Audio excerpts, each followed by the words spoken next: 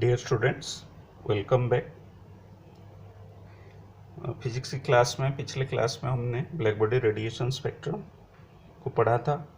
लूमर and प्रिंसबाम उसको experiment perform करे थे और उसकी जो कंक्लूजन है उसको हमने डिस्कस किया था। आज उसी मॉड्यूल की क्वांटम मैकेनिक्स की आगे वाले टॉपिक डिस्कस करेंगे। तो दोबारा मैं आपको ये जैसे हमेशा बताता हूँ, सब्जेक्ट नेम है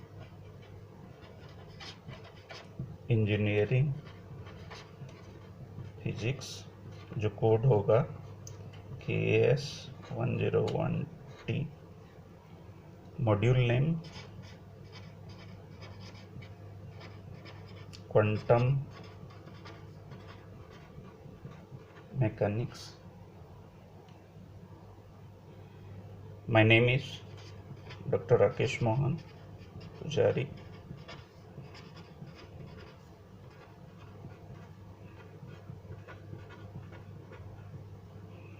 जो टॉपिक आज हम डिस्कस करेंगे वो है Wien's law and Rayleigh Jeans law. CO course objective आप जानते हैं, कोर्स ऑब्जेक्टिव है, इसको दोबारा मैं आपको बता देता हूँ। कोर्स ऑब्जेक्टिव है फॉर्मुलेट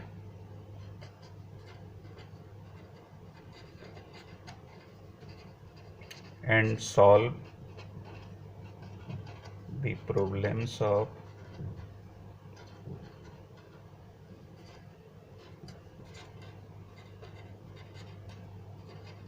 क्वांटम मैकेनिक्स। तो आज की हमारे जो टॉपिक है वो है वीन्स लॉ और रेली जीन्स लॉ। पहले हम वीन्स लॉ के बारे में पढ़ते हैं। तो पहले हम जो टॉपिक पढ़ेंगे वीन्स लॉ। वीन्स लॉ को पहले डिफाइन कर लेते हैं। उससे पहले मैं आपको बता दूं, क्वांटम मैकेनिक्स में रेडिएशन के बारे में जो पहला लॉ है, जो सक्सेसफुल भी कहा जाता है, वो है planks radiation law.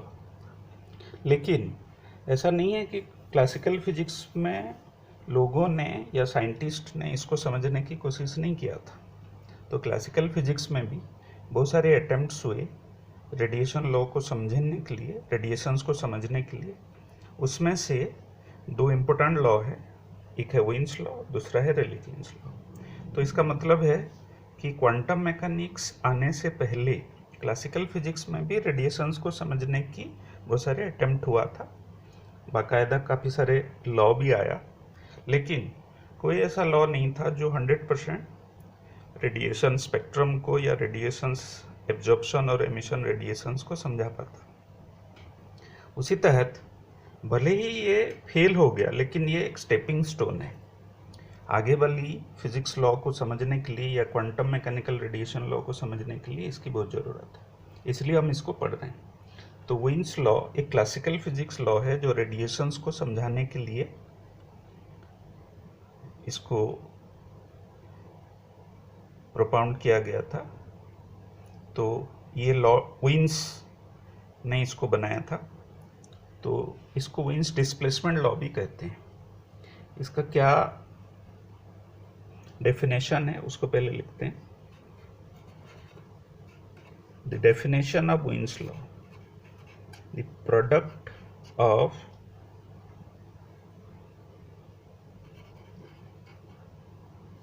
Maximum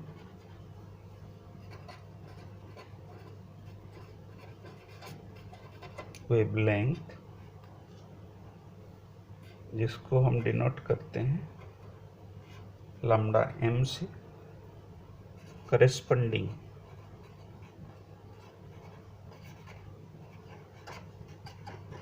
to A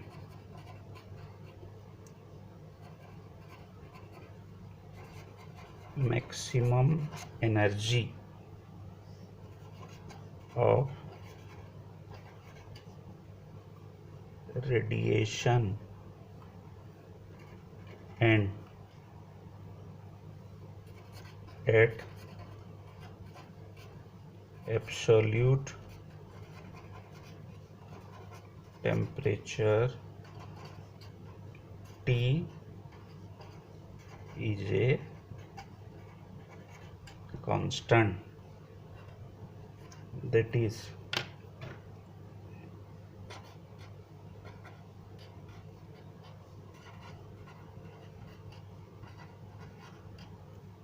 constant। ये है विन्स लॉ। विन्स लॉ के according product of maximum wavelength lambda M, इसको हम पिछले क्लास में जब स्पेक्ट्रम डिस्कस कर रहे थे मैंने बताया था कोई भी टेम्परेचर में एक मैक्सिमम वेवलेंथ होता है, उस मैक्सिमम वेवलेंथ उसी टेम्परेचर के साथ जब मल्टीप्लाई करते हैं कांस्टेंट होता है। इसका मतलब है कि सारे कर्व के लिए मैक्सिमम वेवलेंथ एक होगा और एक पर्टिकुलर टेम्परेचर में वो मैक्सिमम वेवलेंथ होगा, दोनों को मल्टीप्लाई करें तो जो वैल्यू आएगा उसको हम हमेशा फिक्स्ड रहता है, तो इसलिए इसको कांस्टेंट ले रहे हैं। तो ये जो कांस्टेंट है इसको हम विन्स कांस्टेंट भी कहते हैं, जिसकी वैल्यू होता है 0.2896 इंटू 10⁻⁻² मिली केल्विन, और इसको हम कहते हैं विन्स कांस्टेंट। तो डेफिनेशंस के अकॉर्डिंग हर टेम्परेचर में जब उसकी मैक्सिमम वेवलेंथ को मल्टीप्लाई करते हैं तो वैल्यू कांस्टेंट होगा। तो ये ब्लैक बॉडी रेडिएशन स्पेक्ट्रम की एक पर्टिकुलर कैरेक्टरिस्टिक्स को समझाता है, लेकिन इसकी एक लिमिटेशंस है। क्या लिमिटेशंस है उसको हम लिखते हैं।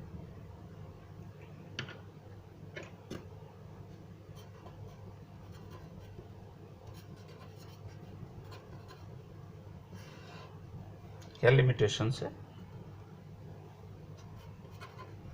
This law holds good for short wavelength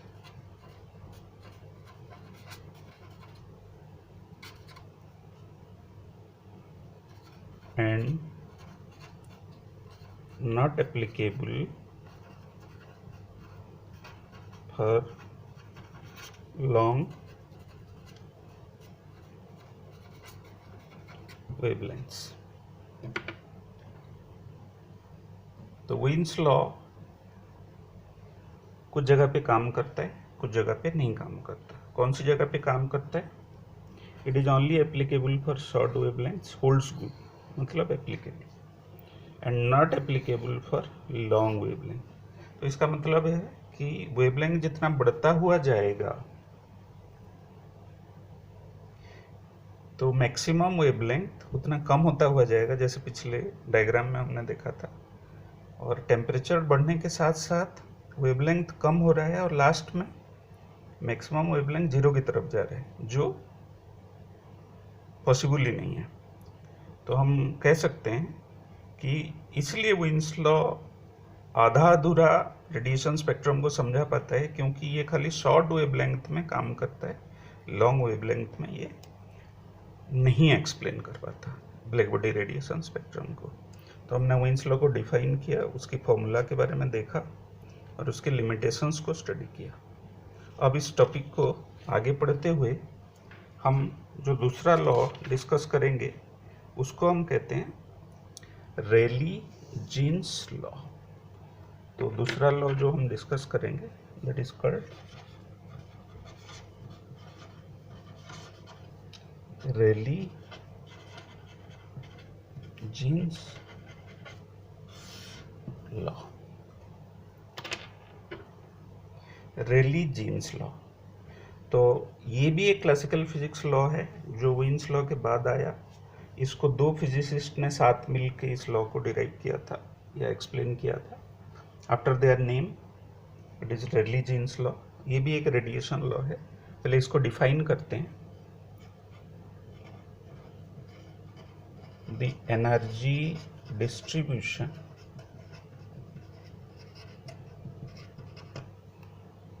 of a black body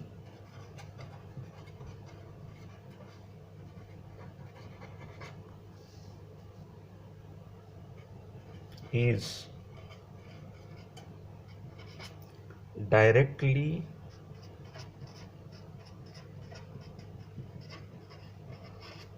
proportional to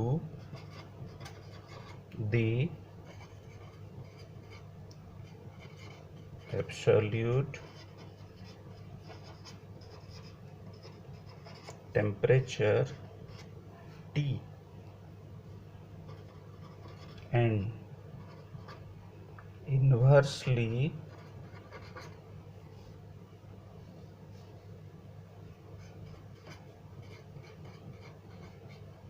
proportional to the fourth power of wavelength lambda।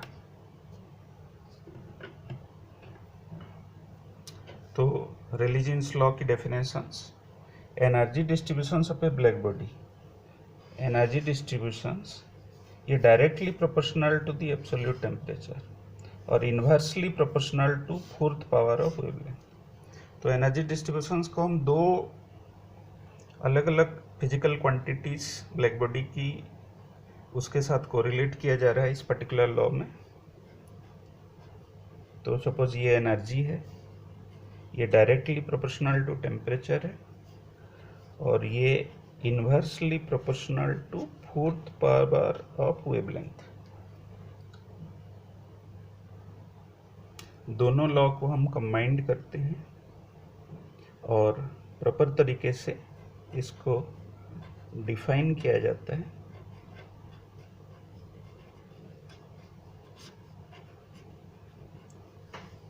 तो ये लॉ जो बनेगा ये यही होगा।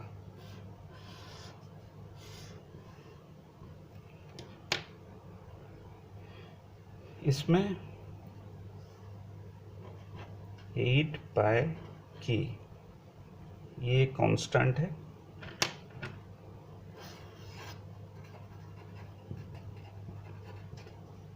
के बोल्ट्जमैन कांस्टेंट है जिसकी वैल्यू है 1.38 इंटू 10⁻23 जूल पर केल्विन। तो इस लॉ में हम देखते हैं एनर्जी किसी भी वेवलेंथ में टी से डायरेक्टली प्रोपोर्शनल है और फोर्थ पावर ऑफ वेवलेंथ से इन्वर्सली प्रोपोर्शनल है। तो इसको हम रेलीजीन्स लॉ कहते हैं। दोबारा मैं बता देता हूँ, किसी भी ब्लैक बॉडी की एनर्जी उसके टेम्परेचर से डायरेक्टली प्रोपोर्शनल है और उसकी वेवलेंथ से इन्वर्सली प्रोपोर्शनल है। 8 पाई को कांस्टेंट ऑफ प्रोपोर्शनलिटी कहते हैं।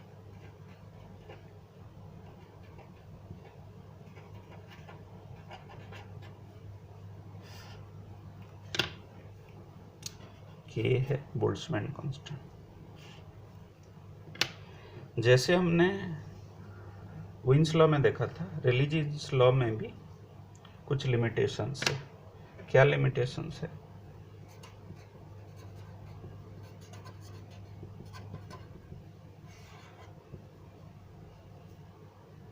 limitations of religion's law. This law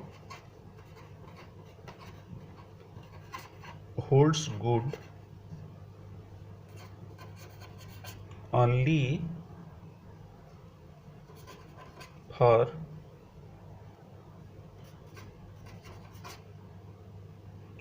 longer wavelengths regions। and not for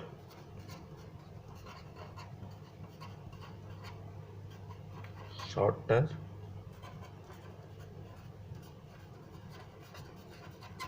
wavelengths। तो वीन्स लॉ में हमने देखा था उसकी जो ड्रॉबैक्स था वो है वीन्स लॉ हमेशा शॉर्ट वेवलेंथ में काम करता था और लॉन्ग वेवलेंथ में काम नहीं कर रहा है। उसका उल्टा रिलीजियंस लॉ के according it is only applicable in holds good only for longer wavelength. जब वेवलेंथ ज़्यादा होगा तब ये ठीक अप्लाई हो सकता है, और जब शॉर्ट वेवलेंथ में नॉट फॉर शॉर्टर वेवलेंथ। तो इसका मतलब है वीन्स लॉ वेवलेंथ की शॉर्ट वेवलेंथ पे काम करता है और रिलीजियंस लॉ वेवलेंथ की लॉन्ग वेवलेंथ में काम करता है। तो दोनों लॉ 100% रेडिएशंस को नहीं समझा पाए और दोनों लॉ एक अलग अलग वेवलेंथ रीजन में ब्लैक बॉडी रेडिएशंस को समझाने की कोशिश की है। तो ये दोनों क्लासिकल फिजिक्स लॉ था जो फेल होते हुए भी कहीं ना कहीं quantum mechanical law, Planck's radiation law को समझने के लिए इंस्पिरेशन था। तो इसलिए हम ये दोनों लॉ को पढ़ रहे हैं। तो आपको आज ये बताया गया कि वीन्स लॉ की फार्मूला और उसकी एप्लीकेबिलिटी और उसकी लिमिटेशन, सिमिलरली रिलीजियंस लॉ की फार्मूला, उसके लिमिटेशंस और उसकी एक्सप्लेनेशंस, दोनों को आप नोट्स बना लीजिए ताकि आगे जो टॉपिक हम डिस्कस करेंगे उसको इजीली आप समझ पाएँ। तो नेक्स्ट क्लास हम डिस्कस करेंगे प्लैंक्स रेडिएशन लॉ, जो कि पहला क्वांटम मैकेनिकल लॉ है जो वीन्स लॉ, रिलीजियंस लॉ की जो ड्रॉबैक्स है, जो लिमिटेशंस है, उसको दूर करता है और रेडिएशन और ब्लैक बॉडी को 100% समझा पाता है। धन्यवाद।